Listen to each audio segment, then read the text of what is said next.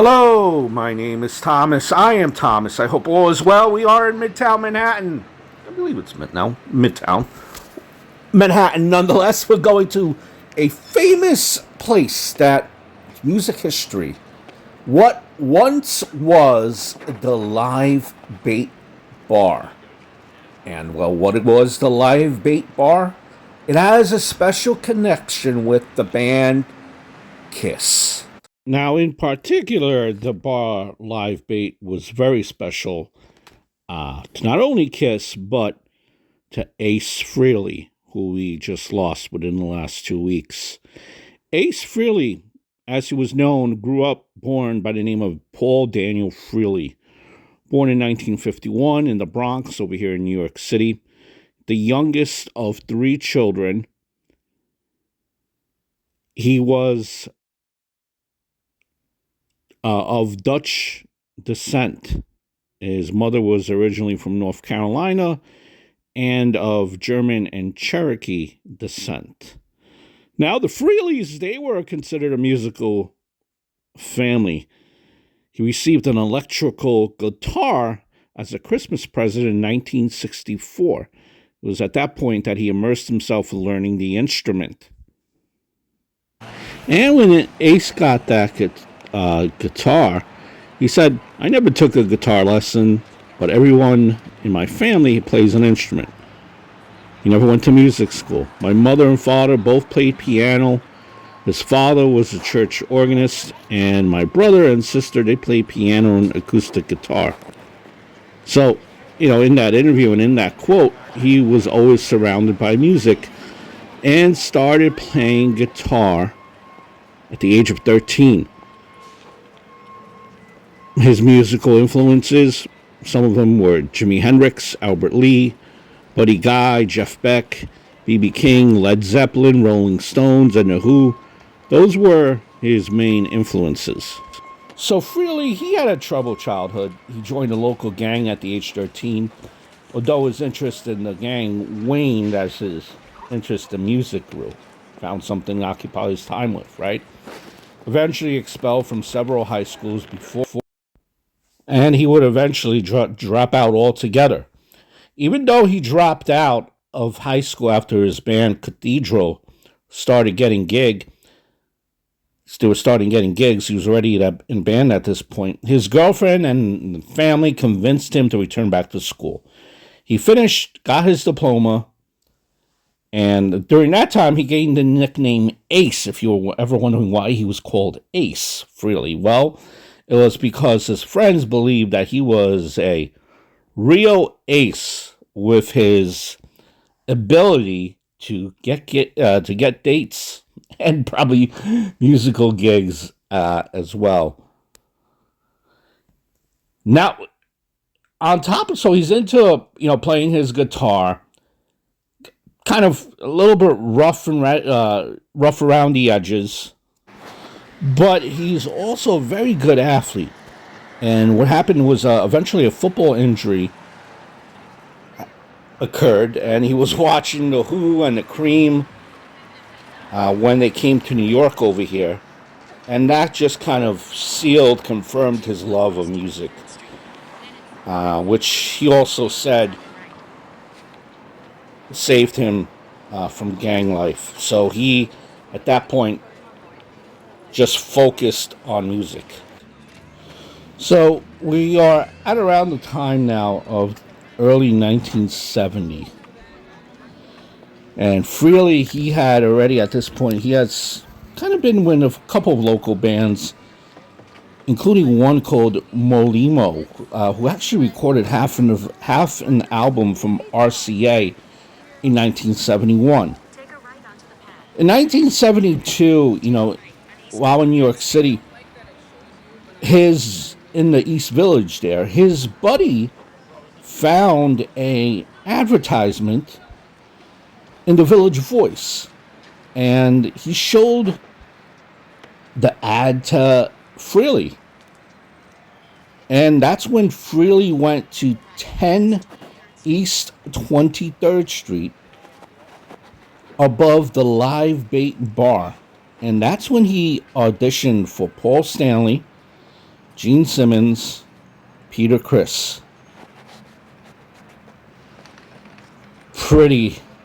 Just imagine that. Hey, we need another guy to join our band, and little will everyone know that this would be a life-changing meeting for everyone involved, or audition rather. So the advertisement went: lead guitarist wanted with flash and ability in the Village Voice. Album out shortly. No time wasters, please. The attention-grabbing words weren't entirely accurate, since Kiss, then known as Wicked Lester, had been dropped from the record deal. And when Ace first read the notice, he knew it was one of many dozens of similar free ads in every edition of the weekly paper. And here is where the audition took place, right in the center screen there. That was the site of the Live Bait Bar, which you're looking at the street scene right now. So, just going back to the story here, Ace was very skeptical. But yet something brought him back to this article. Now, look, Ace loved playing guitar. He thought he was pretty good. And that's what he wanted to do with his life. So he wondered if that ad that he was reading, if that was his opportunity. And he decided that he was going to go for it, right? He called the phone number, and he found himself in a business-like conversation with Stanley, who asked him a number of questions. Described himself as a little like Keith Richard, although he knew almost every guitarist at that time was tall, thin, and had long hair. And at the end of the call, Ace Frehley was still not convinced, but said he'd think about attending the upcoming auditions. He later said that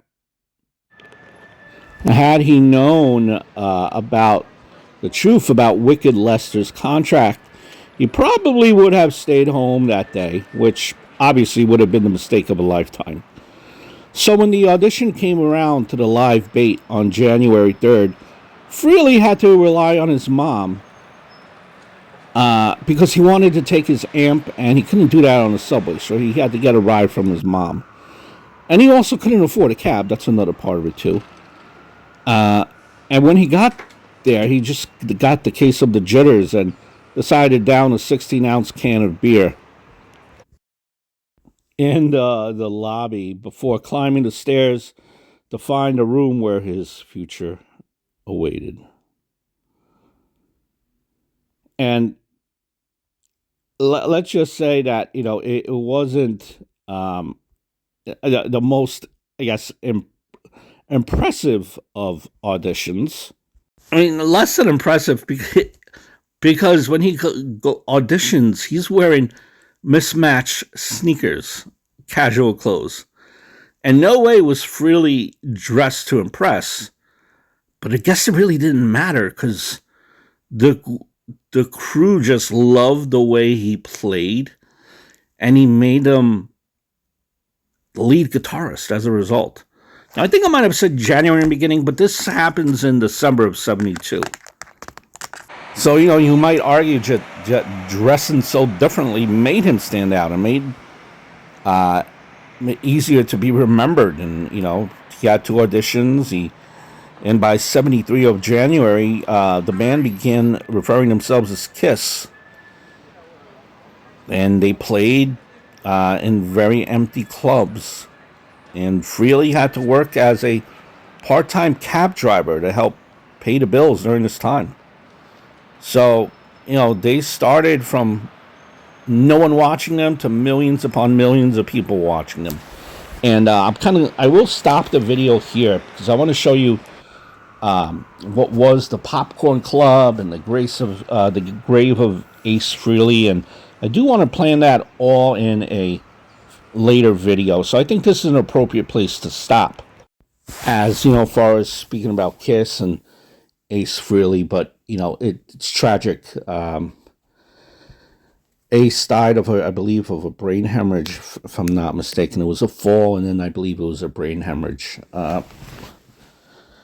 Very very influential musician, and Kiss goes without saying. But yeah, a part of U.S. history, a part of Kiss history. If you're ever in New York, I mean, it's the Live Bait bar is long gone. You know, you see what stands there now. But again, I've said this once, and I'll say it again. I wonder how many people know about this location. Music history. There's no plaque, nothing. Just, if you know, you know. But I hope all is well, and I look forward to speaking to you guys very, very soon. Rest in peace to Ace Frehley. Hope all is well.